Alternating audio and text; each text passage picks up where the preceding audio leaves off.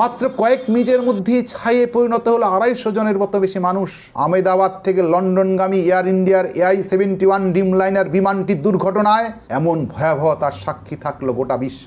আজ শোকস্তব্ধ মানুষের মধ্য থেকে প্রশ্ন উঠছে, এটা কি নিছক দুর্ঘটনা, না এমনটা ভবিতব্যই ছিল?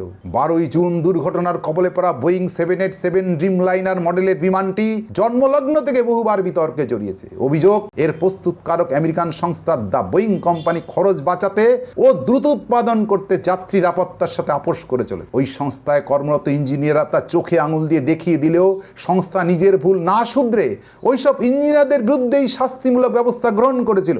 বিমান চলাচলে সুরক্ষা নিশ্চিত করার দায়িত্বে আছে সরকারি সংস্থা DGCA, অথচ সেই DGCA-তে অর্ধেকের বেশি পদ খালি। কেন DGCA কেন যাত্রী সুরক্ষাকে বাজি রেখে এমন বিতর্কিত বিমানগুলোকে আকাশে ওড়ার ছাড়পত্র দিয়ে আসছিল?